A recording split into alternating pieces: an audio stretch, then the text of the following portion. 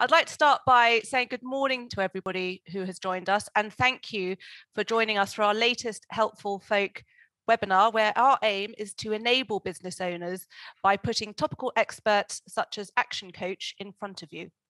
Today's topic, as Tim was saying, is 6 steps to grow your business. And the reason that we're putting this webinar on today is that after a period of uncertainty and lockdown, many business owners are taking this opportunity to reevaluate their business and adapt to the changing times. And what's become clear is that businesses who set themselves apart by innovating and investing for growth will be the ones to thrive. So at Folk to Folk, of course, we can help you with the investment aspect. We've invested more than 430 million into businesses throughout regional Britain in the past 8 years. Our loans start from £100,000 and are secured against land or property. But it's our guests today, ActionCOACH, who can help with the growth aspect. Their acclaimed 6 steps has been helping businesses around the world to pivot, grow and thrive for more than 30 years. As Tim said, we encourage questions during the webinar. Please don't feel shy, ask anything at any point during the session today. But it gives me great pleasure to introduce Tim, who is Managing Director of ActionCOACH in Devon and Cornwall, so our local representative down here in Cornwall, and Phil Ball, who is a national ActionCOACH coach. So over to you, Tim. Okay, thank you very much, Verry, and apologies for the false start there. But it's a wonderful introduction, and we're really grateful to be here. We're really grateful to be partnering with Folk to Folk for this event. So thank you very much, much appreciated. So where was I? I was on the 6 steps to growing your business by ActionCOACH. As you have heard from Verry, in 30 years, this is the formula that we have used with clients around the world to help them improve their business. Now, ultimately, we work with businesses who want to grow, who want to achieve more than they are achieving at the moment. So we will look forward to understanding, where do you want to improve in your business? And we can do that straight away. Okay, so the first bit of engagement is in the chat box. Okay, where would you like to improve within your business? And as it goes on, we're going to refer back to them, but just take 10 seconds or a bit longer, however long you need, to just type into the chat box below, where would you like to improve? Hey, we're straight off the bat, Tim. Belinda's come in, more sales. More sales, revenue excellent. Growth Okay, we can talk about some strategies for increased sales. Fantastic. Okay, well, if you can just shout them out as I crack on, Phil. So that's just the opening slide. And we're going to go on to what we call a generalized principle here in ActionCOACH. So we have a number of philosophies really that really guide our coaching and guide who we are and how we work with clients. And one of them is called the point of power. And I'm going to talk you through the point of power now. As you see in front of us, you've got a yellow dot. That yellow dot is the point of power. And you've got behaviors that are above the line and you've got behaviors that are below the line. Now, if you have a look at blame, excuses, denial, and you've got a drained battery, it doesn't take a rocket science to see that that's the negative stuff. All right, that blame, excuses, denial. Instead of those thoughts, excuse me, I'm just going to admit Tom's coming into the room. Instead of those thoughts, what we do is we encourage you as business owners and as people to get above the line into that taking ownership, accountability, and being ultimately responsible for your business. So you are the owner of the ship. You are in charge of steering it. So, and everything that falls below comes back to you. Now, we'll talk how you delegate those responsibilities as we go on.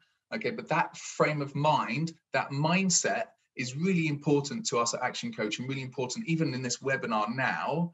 Are you passively listening, maybe taking the odd note, maybe not that interested, maybe just in the background? Or are you, okay, well, I've come to 45 minutes, I've given up 45 minutes of my time, here's my pen, here's my paper, right Tim, right Phil, what have you got for me? What can I take away from today that I can action straight away into my business? And we promise we're going to give you some things that you can go away and do immediately. So for you to take ownership, get them down in writing, and really stick to them afterwards. All right.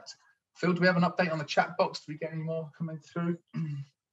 No. Just that seems to be quite popular. The more sales and more revenue that comes in with that, Tim. More sales and more revenue. Okay, perfect. Because that's what we like. We like people who want more sales and want to build their revenue. So fantastic. Here we go. The first slide here that we're going to talk about is our definition of a real business.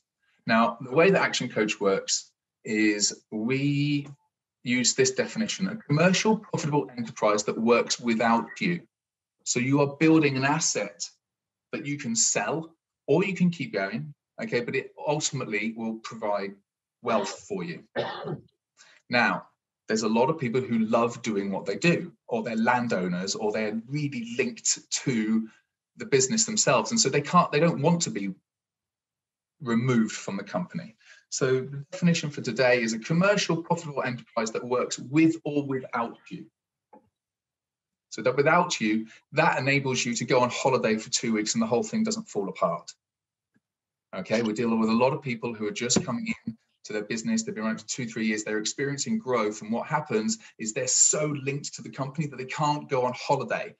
They can't take a weekend off. They can never switch their mobile phone off. And it's this structure that we're going to talk to you about today is how to eliminate that and move away from it.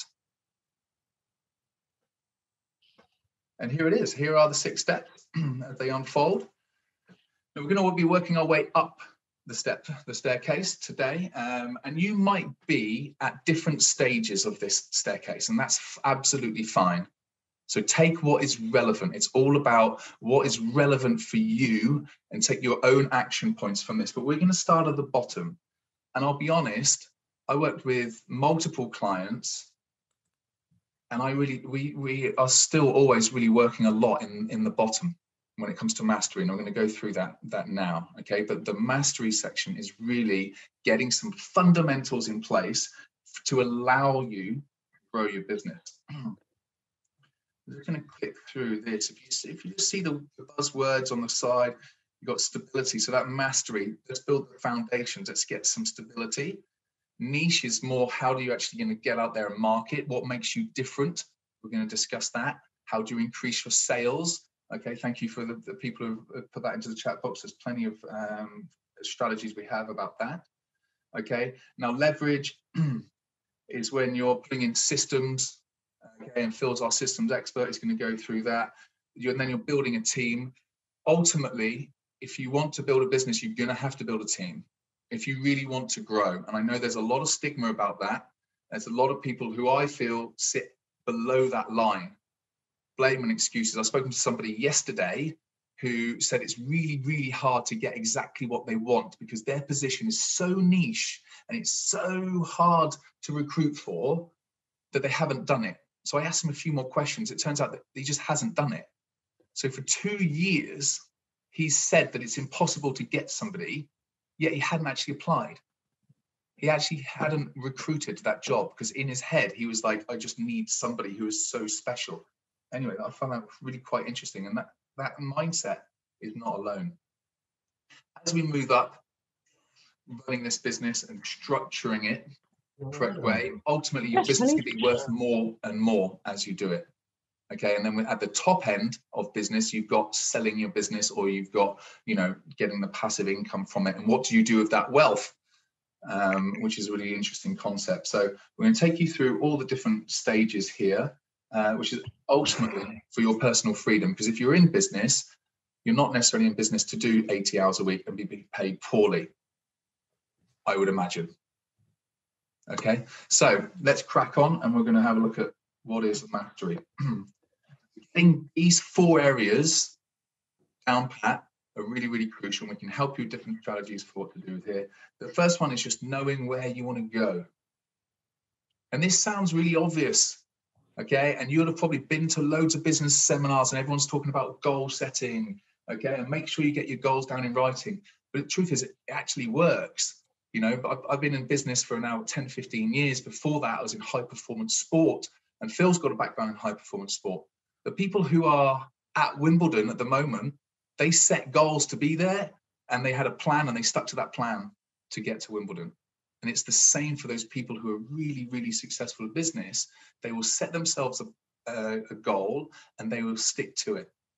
Now, obviously, things happen and you have to be flexible. That's fine. But knowing where you want to go is really important. So have a think about, where would you like your business venture to be in 1 year's time? Think about where you'd like to be in 5 years' time. And once you really explore those thoughts, you're like, well, how do I actually get there? And that's when you can start prioritizing your time. And you can break it down to 90 days. What you have to do in 90 days to get to 1 year? What you have to do in 2 weeks' time? So it's always thinking about the bigger picture, breaking it down into different measures. So destination, understanding that, we have lots of different strategies, lots of different things we can do to help you make sure you understand where you want to go. Financial mastery, obviously this seems really, really obvious, but it's know your numbers. And which numbers do you know? So every client that we have, make sure you understand cash flow. Where is when is the money coming in and where is it going out? Because the lack of cash is why 96% of companies do not last 10 years in the UK. So 4% of companies that start up this year will make it through to 10 years. Think about that. That's quite a lot, isn't it? Okay, so there's a lot of people who are not making it. And often it comes down to finances. It is the language of business. So we do have to understand it. So what dashboard are you using to frequently study your numbers? Businesses that we work with, sometimes when they come on board, they're only doing their accounts once a year because they have to. And they have the odd conversation with the accountant at the end of the year. So we encourage weekly or monthly reporting, cash flow, balance sheet, profit and loss, your budget, and actually study them, because the more that you study them, the more that you'll make decisions based on facts, which is really, really, really crucial. So understanding where you want to go, understanding your numbers, you can understand the importance of this. Now, time mastery, I would say time mastery is the thing that I work on most with people. People come to me and they're working 70 hours a week and they're a bit miserable because they're not getting the results they want. And I ask them a few questions, a few more, and it turns out they are doing the most ludicrous things in their business that they do not need to do. So I used the example this morning.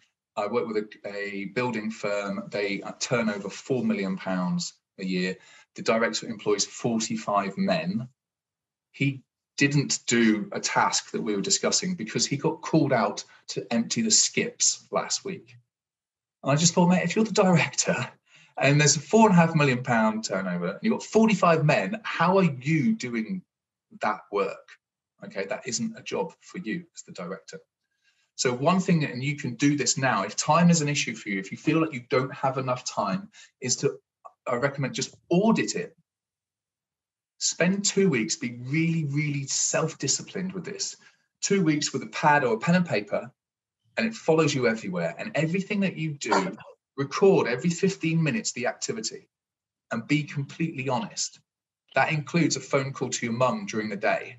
Okay, that includes doing the WhatsApp group with your friends about the football tonight. All those things, be really, really truthful to yourself. And I assure you, if you do that for 2 weeks, you would find there's things that you're doing that you don't need to do. So for me, time mastery is really about learning the skill of prioritization. What is important to you? What are the important tasks? What can you delegate? And then that goes back to the destination mastery, doesn't it? Okay. Okay, I've got a comment here from Jodie. So it's always tough for business owners to become managers of people as well, used to doing everything themselves more often than not. Absolutely. And there's a kind of a fear factor of letting go. I think Phil's we'll cover that when we talk to kind of the systems. But again, that comes down to, Jodie, in my experience, is where do you want to go? Because if you do want to grow that company from 1 person to 5, 6 people, you're going to have to let go eventually. So what will help you let go? Normally, it's making sure that your new positions are really, really, really clear. People really understand what they do and what is required of them. But yeah, understand how big do you want to go. It's, you know, it's a personal journey, but you're absolutely right. They're used to doing everything and they always feel that they can do it better than everyone else. That's the standard line, okay? Which is not always the case. Last one on mastery. Just quick one on that, Tim, because it's a really good point that Jody makes there. As Yep. we're in the middle of our businesses doing, you know, quite often, as we talk about a bit later, the rainmaking activity and architecting the business for the future. Hey, look, there's two types of delegation. Which one are you using right now? Okay, two types of delegation. Here's the thing to write down. The first one is show me first before you go ahead. Okay, so there'll be lots of us out there that need to see it first before it goes out there. I'm a little bit nervous about this, about letting this go. Show me first before you go out there. That is option one. Option two is here's the task. Let's discuss the results. Okay, so have a think about which choice you're making at the minute, and how many of those tasks and opportunities can we take from one into section two, because that is the first stage of delegation. It's saying, right, there's the task, come back, let's discuss the results. I'll help you, I'll coach you, I'll support you as the business owner on that particular task that you've delegated. Tim, I thought it would just be quite useful to share that. So two types. One is show me first, off you go. The other one is there's the task, let's discuss the results. Fantastic. No, thanks for adding that, Phil. That's great. So there you go. There's a bit of delegation tips. The last piece of mastery we discussed is the delivery mastery. Whatever the service or the product that you sell, how well are you doing it? How well are you delivering that product? And so recommend just go put yourselves in the shoes of a prospect who's walking on the street, and all of a sudden you're marketing to them. And so they respond to the marketing, they phone you, they go on their website, whatever it is. Okay, what is the process from them, from that moment through to using your product, follow to after sales? Are there any areas for improvement in that whole journey from their perspective? And then you do it again from your own perspective.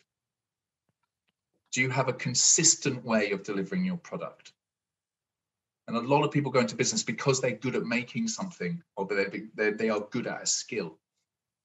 Okay, so they have a lot of pride in this area. But from a business perspective, you know, selling, we're talking about sales, there could be 8, 9 touch points before you get to this beautiful product that you're selling. And you know the product is beautiful because you made it yourself. Okay, but the mindset is how are you getting people to buy it, which is different. So you might need a different process. You might need to be more comprehensive, but again, review it and be honest with yourself.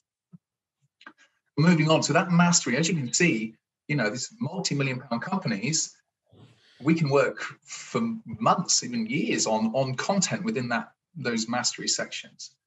The niche is really understanding how you can pitch yourself in the marketplace and not have to rely on just being the cheapest. Why do people buy from me? Oh, because we're the cheapest. If you are the cheapest, you are likely at some stage to find that someone else will do it cheaper. If that's all you've got. So you have to think about what else makes you special. Now, I would challenge you now just to think of a few brands that you really like, and a few products that you like buying, and a few companies that you really respect. And I would probably put money on that none of them are Poundland or Quick Save. Okay, they are products that you probably really, really like and prepared to pay a bit more for. Okay, down here in Cornwall, there's the outdoor brand Finisterre. Okay, and everyone kind of wants to be like them. Okay, their jumpers are 180 quid, so they're not the cheapest at all, but people still buy them. Okay, so how do you make yourself a brand that can be bought regardless of price? Not regardless, you know what I mean. Okay, unique selling proposition, USP, what makes you different? And you may have to ask your customers this, because you might have a perception of why people buy from you, which might not actually be the real reason. So the thing I do with my clients is that we actually go out to their customer base and we actually survey them. Why did you buy this product? What do you need within this industry? What do I do that no one else is doing? Get some information from them, because every time I've done that exercise, the business owner learns so much about their customer base. there's one thing you can action, you can do that straight away. The second thing is a guarantee.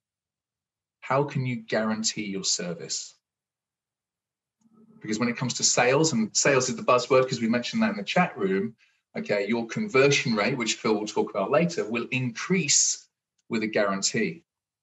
So if you have to pitch to people, or people have to make a decision whether to use you or a competitor, if you come with a guarantee, the kind of guarantee that people are interested in, chances are you'll be more likely to win that deal. You hear that dog? Yes. Might just have to mute Belinda, Tim. Oh.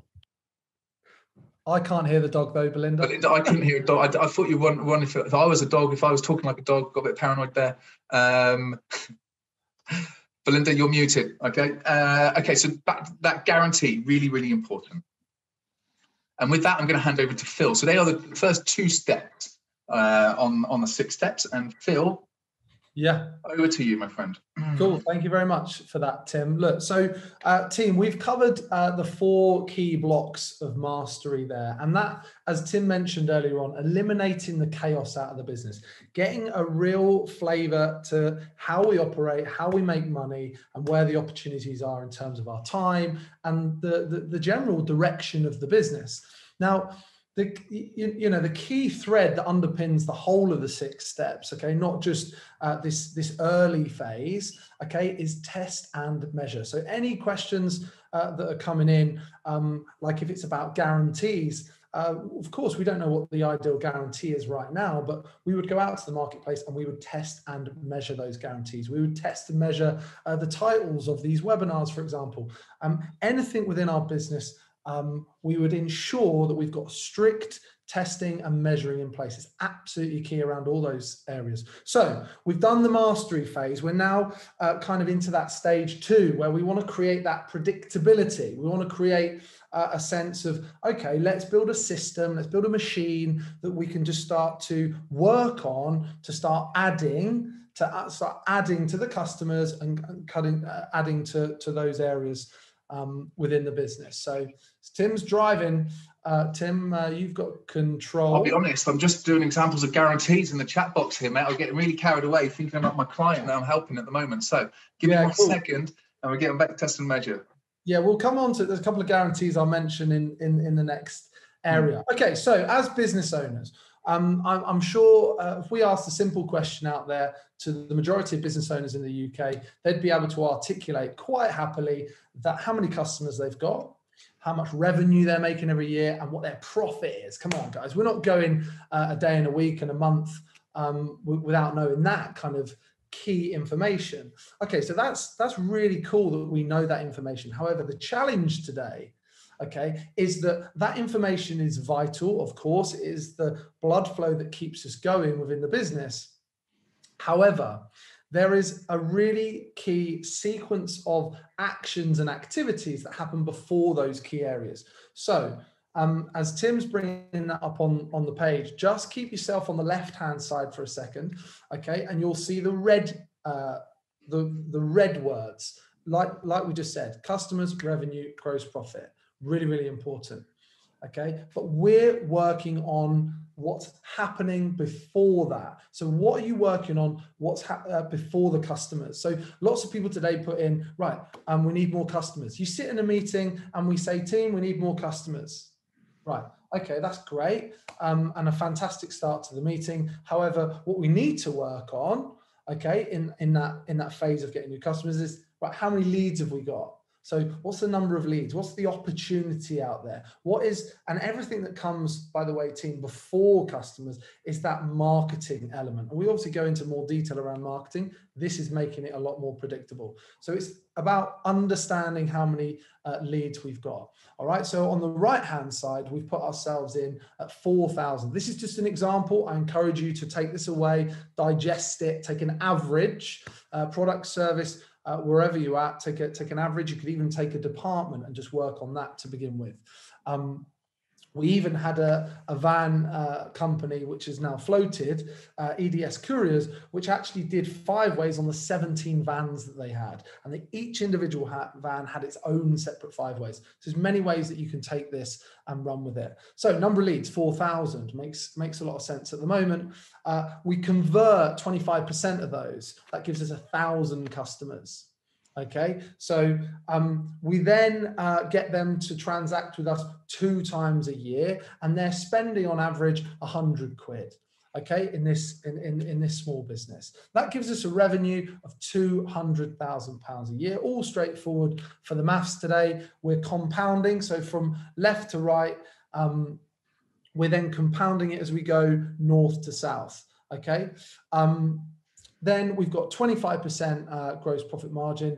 We take that obviously out, and that gives us our £50,000 gross profit. So the 1 in 4 there. Quite simple. So that is the basic. If we were to go, right, we're going to work on some strategies now. So we're not just going to work on customers, we're actually going to work on improving the number of leads. So as we go through to the next section, we're going to say in this area, we work on the 4,000. Okay, and we're just increasing that 4,000 by 10%. So would it be fair to say that if we work together for 3 to 6 months, we'd be able to increase those leads by 10%? We've got 86 strategies, okay, to work on number of leads. And team, it's never been simpler, by the way, to work on number of leads. As well as it's never been simpler, it's never been easier for us to invest our hard-earned finance into these strategies. Could be Google ads, could be companies that we pay for to get leads. Okay, they're always going to give you these opportunities. What would we say? Test and measure, build the strategy. Conversion rate. Tim mentioned earlier on guarantee. So if we want to guarantee our services or our product to somebody else, how confident are you in that? Do we have to change a little bit of that product and service to meet the guarantee? That's totally cool. We can do that. So a really interesting guarantee. I know Tim's put the Domino's Pizza one in there. There's a roofing company that we worked with, and they're competing with all the roofing companies in the local area. And they're all putting on these roofs. They're all very similar, and they're all offering a pretty similar service, right? This is quite popular in all the fantastic trades we've got in the UK. Now, how do you differentiate yourself, and how do you build a really cool, classy guarantee? Well, one roofing company that we work with up in the north decided to offer 2 things. Okay, one of them, okay, was when we're working on site and we're working in your garden, close to your family home and where you spend some time, we will ensure that we do not use any bad language. If we use bad language, this is a guarantee, by the way, they write this down. Okay, if we use any bad language, we'll give you all your money back. Okay, then the second thing they did was the company took that responsibility and gave it to the individuals on site. So yes, it takes a little bit of working out as business owners. We have to work that with the people that we're working with, but the language comes down. They're not using the bad language, and that's a guarantee. So you buying a new roof, you're actually going, do you know what, this is a pretty cool, unique thing. I've not seen this before. So they added that. They also added, we'll leave your garden cleaner than what it was before when we arrive. Now, providing they haven't got 3 container skips that they need to get rid of, typically you might have had to remove a few extra items, but they're leaving. So, you know, building in that guarantee, really, really crucial, is what sets you apart from your competition and eliminates, the kind of opportunity for our competitors to come involved. Because if we're competing on price, it's a marketing concern that we've got. So above that, it's customers. Simple stuff to kind of. Phil, can I just add the guarantee that we're talking about? Because we've got a comment from Jody, who loves the bad language guarantee. They came out of the survey that we did with that company. So they surveyed, what do you find frustrating about the roofing industry or the trade industry? And they got so many replies saying, we don't like bad language in front of our kids. And they'd been in business for 20 years, and there's no way whatsoever they would have predicted that answer came back. Never even crossed their mind at all. Now, the second one was a bit more obvious. People are really scared of builders coming around and leaving a mess behind. They kind of knew that, but those were the 2 standout on the back of the research that we did with the company. So it's not It's not completely random, just so you know. There was a thought, there was a process that went behind that. And they're like, well, if that's what the people want, that's what we're going to give them.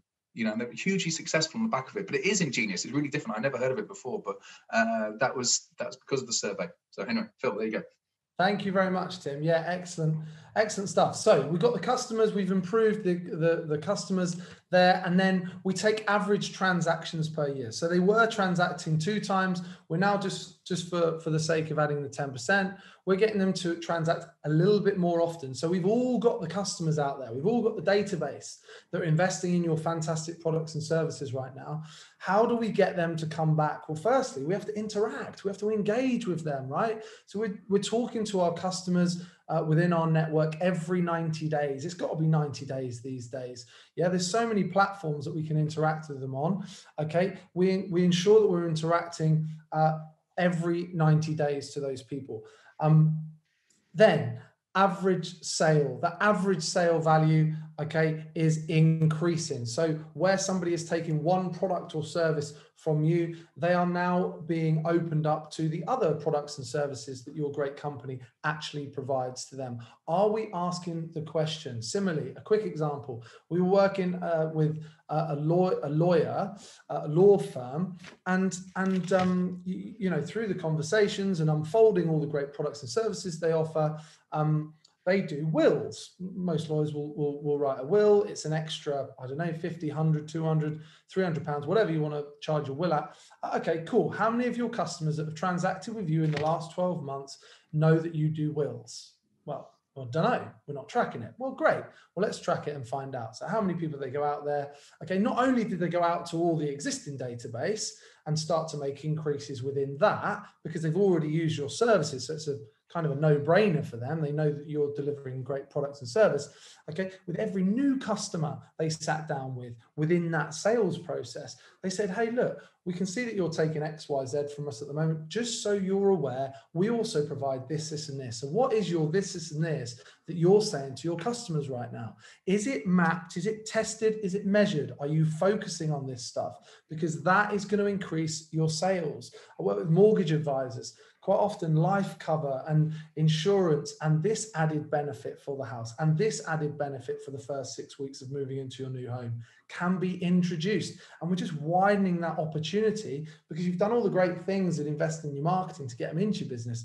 We just start to add, and that starts to put money onto the bottom line. And then probably the simplest area would be improving the margins. Now we all know exactly with a good detailed bank balance where our money's going. How do we start to make tiny little incremental improvements to get that increase by 10%? And as it compounds from north to south, you can see that we put an extra 30,000 in there with 10%.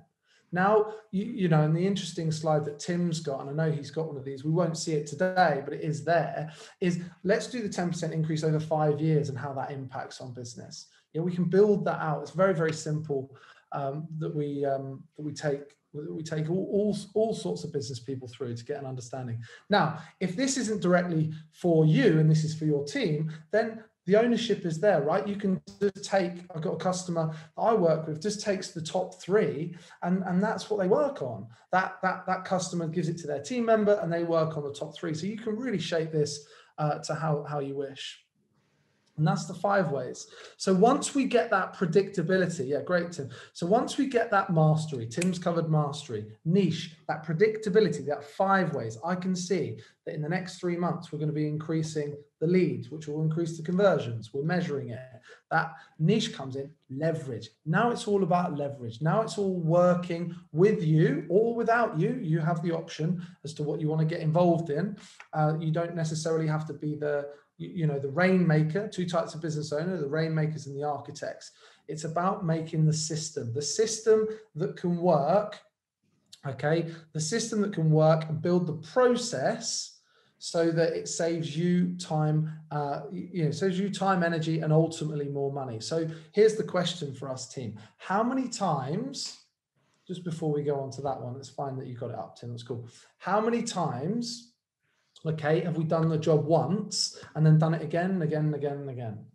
Okay, if we're doing jobs more than once, we're not building a system for it. Okay, we've just got ourselves kind of a full-time job. So we need to write it down. So every core aspect of your customer journey, write it down, create the system, create the steps, okay, to build through your customer. And then what do you start doing? You start going, wow, I've got 10 steps here, 1 to 5 my team can do, and I might need to do 5, 6, 7, 8, 9, 10. That's fine. For now, we're building that systemization in. So yeah, quick reference to systemizing your organization. So along with the six steps, and we're going to be sort of lots of information. So keep taking your notes, keep getting into the chat box. If you've got any questions, keep firing those great questions up at us. But the 9 ways to systemize your business. The first 3 take some time. We're not expecting these to complete overnight. Okay, your vision, your mission, and your culture statements. You want to see any of those? There's lots of great organizations out there that build these and become, core value to how you hire people in your organization. Your SMART goals. Well, your SMART goals, we're all kind of familiar with what SMART goals are, I'm sure by now. However, what's happening in the next 90 days? That's really, really key. We've got 1 year, 2 year, 3 year plans, but what's happening for you in your business for the next 90 days? We build the organizational chart. And do you know what? We build 2 organizational charts. One is the organizational chart right now. And here's a task and a challenge for you. Build yourself an organizational chart. Put your initials, okay, next to each part of the organizational chart. Okay. If you feature on everything, now it's time to maybe take that one item and start to delegate that off to somebody else. Okay, we build that organizational chart for now. We also build it for 12 months time. So what do we want that to look like?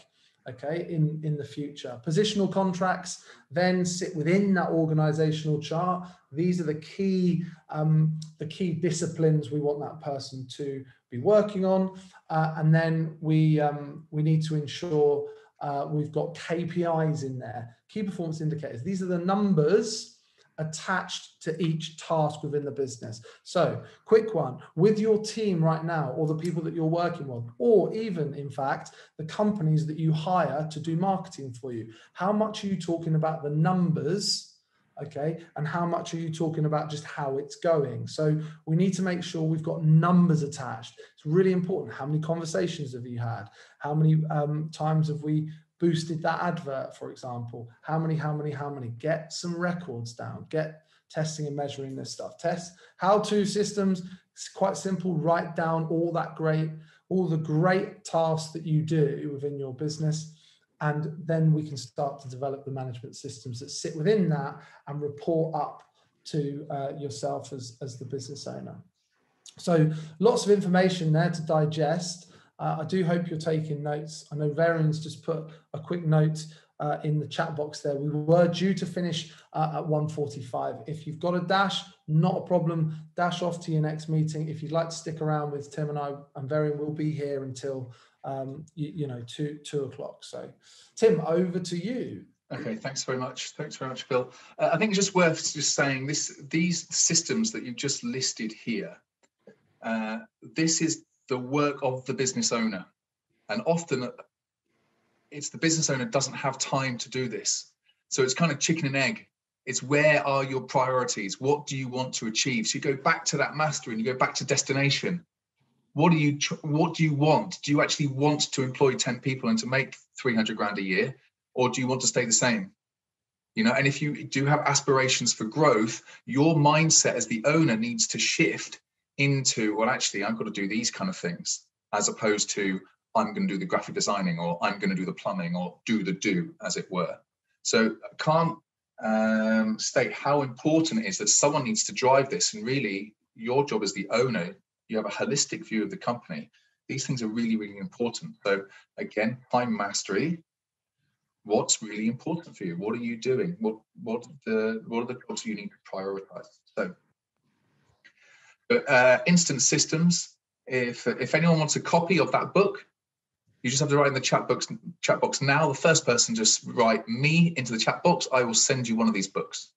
Okay, so take it or leave it. Hang on, that flashed quickly. Belinda. Hey, Belinda, congratulations.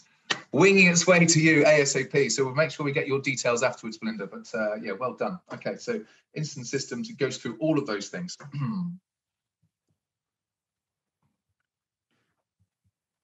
Okay, right. You are most welcome, Belinda. Next one we are looking at is the team. Now the team, it's really just important to do the stuff that Phil's just talked about. Okay, what are we laughing at, guys? No, you're good. You're good, Tim. We're all good. That's good, Jody. I like that. Okay, quickest buzzer in. All right. So the team, what I was just touching on there is when you get to this stage and you've done the hard work, really, I think, is the systems. We only have to do them once and then just refine them a little bit.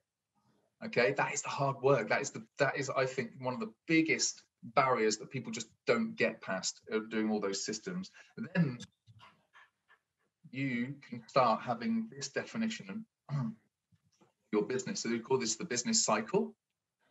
And the owner looks after the team, and they can do that in different ways. You can write the systems that looks after the team. You can motivate the team, okay? Or quite frankly, you can employ someone who's so good that they do it all for you.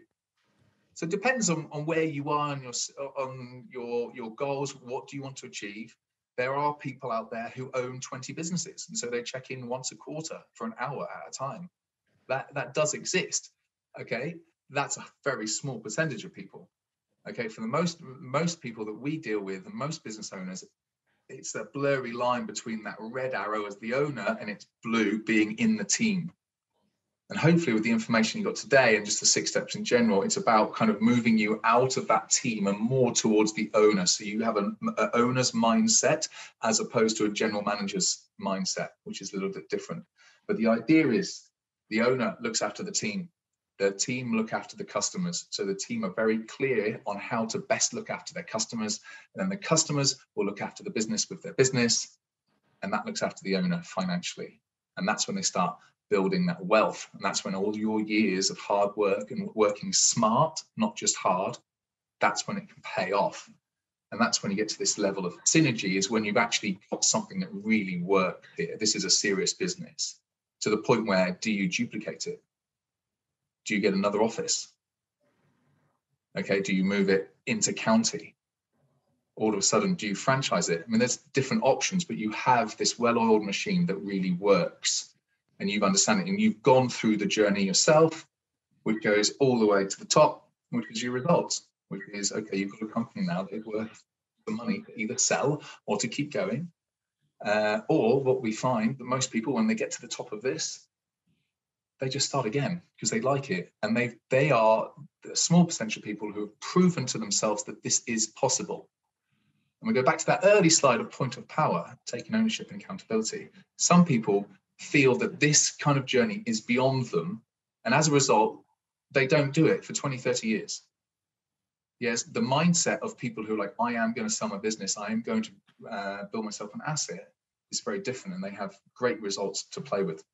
I'm not saying it's easy, but the key message is it is possible, and it happens to people. And if you want it to be you, great, we can do something about it. Okay, and I'll leave the last bit with you, Phil. Yeah, excellent. So, I mean, we put this in here as a sharp example of respecting, obviously, Richard Branson and some of the cool businesses that have been created. If you can do one, and we can build one, we can get onto a number of different businesses. Is the point that Richard makes here, with the framework, with the DNA of how business works, and all your fantastic kind of learnings as you go through that.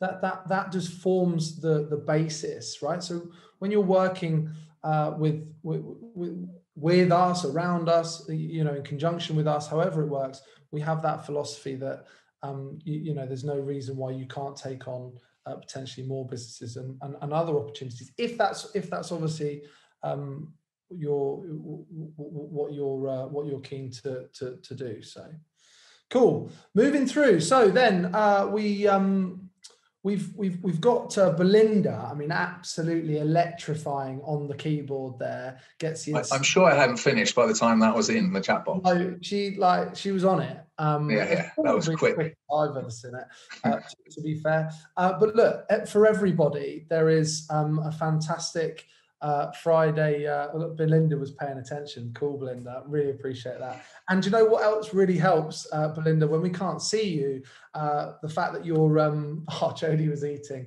It means you're actually there and listening, which is really cool. So the Big Friday Finish, what's it all about? Every 2 weeks, we, as an organization, we used to do this internally, and we just thought, you know what, let's open it out to the wider public and other business owners out there. So we get thought leaders like Andy Bounds, we get Seth Godin involved, we get all sorts of different people from different disciplines, sales, body language. Mark Bowden, you can see on screen there, he's done body language expert. We got all these different people there on a Friday afternoon, 3 till 4, when you're just kind of closing down. We've got a free link in the chat box. You can get that for free. Your team members can go back and watch other webinars out there as well that we've also done. So that's a Big Friday Finish. So we encourage you to get involved in that. We look forward to seeing you along. And then obviously we wouldn't be Action Coach if we didn't mention the action that you're going to take today. So it's all well and good, and perhaps the slides will go out and this will be recorded, and that's all fantastic. If you're watching this on YouTube, hello in 2035 if YouTube is around. And the complimentary accountability session is really about you guys ensuring that you're taking the correct action right now. And Tim and I, and there's other coaches around the UK, we've got 210 in the whole of the UK, are just ensuring that there's gaps and spots in our diary where we can ensure that business owners are on the correct trajectory. So if anyone that's come into our kind of orbit, if you like, you're more than welcome to get on there, take it up, and just say, hey, look, Tim, I've built my 5 ways. This is what it looks like. What are your thoughts? What are your comments? What are your shares? We would quite happily sit down and take you through that. And then that takes us on to the final slide, which is book your session, enroll on your Friday Finish, and connect with us. Stay connected, keep reaching out, keep asking questions. Tim and I would gladly take some questions now if you guys have time. I know we've got sort of 7 minutes to 2 o'clock. But thank you very much for listening. Really, really appreciate the engagement. Love the engagement that's come through today. Really cool. Thank you very much. Thanks, Phil. Actually, I've got a question to chuck into the mix. Excuse me. Because we don't know the size of the businesses that are owned by the business owners that are currently online. So what if you don't have a team and you want to take that next step from a sole trader up? And, what often happens is you might be in a situation where you're turning away work because you just cannot take on any more, but perhaps you don't have enough income yet to justify employing somebody else. It's like a chicken and egg situation. How do you negotiate around that position? And Varen, if you know the business owners that are turning away work, then wow, that is really cool place to be, because you're offering some fantastic products and services out there. But yeah, look, it's a confidence thing, right? And quite often when we're in business, we're on our own. When we start a business, we don't report into anybody else. There could be some people that are investing in our business, of course, but ultimately it's down to us. It's down to us to make that decision. So you're absolutely right. At the beginning, we would look to map it out. So you mentioned there turning away work. We would work out how much work is being turned away. Okay, how much does that look like in the next 6 to 12 months in terms of how much is that going to generate for our organization? We would map out that 5 ways. So how much work could be happening in the next 6 months, and then we can start building some budgets around hiring that first person. So for example, we would get the first place that we start with the sole business owner, the sole trader, would be administration. How much time are you spending on the jobs that we could be investing somebody else to do? So we might start with virtual PA. We might start with hiring somebody part-time. We might start with getting somebody to support in some sales administration. So we would really need to go into a little bit more detail and actually get into the numbers of it. And quite often we would be a client that I'm working with at the moment is thinking about employing their first employee, and the challenge and session that we had the other day was, do we get an experienced one that's going to mean we have to invest this much, or do we get a new starter, which means we can invest less but we've got more training capabilities to take involved? They don't have as large a network. So we just mapped it out, right? So we just go through the series of questions that we have just to map that out, and then as a business owner we're making a strategic decision based on numbers. Yeah, it's not the gut feeling is there, but we're actually making a decision based on the financials. And yeah, we set ourselves the task of really going for it. We've got to make it work, but also that person coming onto the organization has got to make it work for themselves too. So it's quite a long answer, but hopefully it covered the areas that you mentioned, Varian.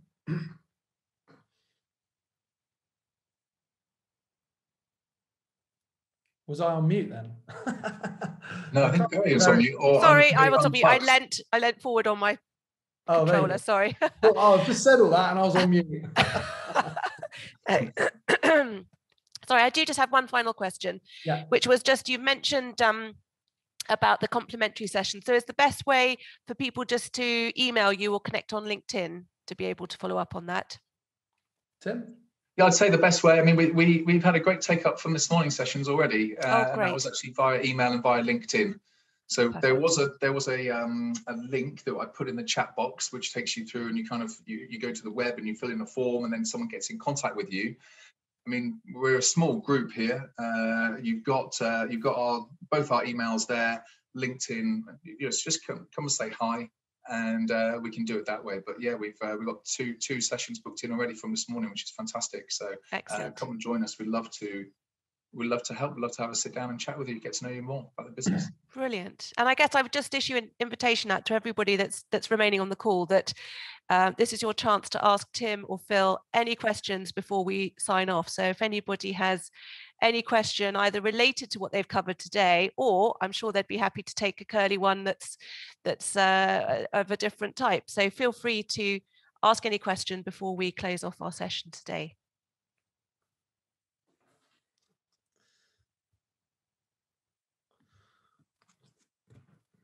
No, it looks like just a thank you there. Fantastic. Okay, all good. Really brilliant. Good. Yeah. Okay, well, thanks, Tim and Phil. Thank you very much for a jam-packed session. I know that you go into a lot more detail on all of that. So I really appreciate you trying to cram it into a short period of time just to give our everybody that joined us today a good overview of what they need to consider in terms of growing their business. So thank you very much. Yeah, no worries. And I think probably the last question, actually, and definitely if we were watching this on the YouTube, if there is a subject of choice and kind of a want from the base out there of people, then just come forward and mention it and let us know kind of what it is that's at the forefront of your mind to do with your business, and we can get it sorted and get it presented. Excellent. Okay, thank you very much.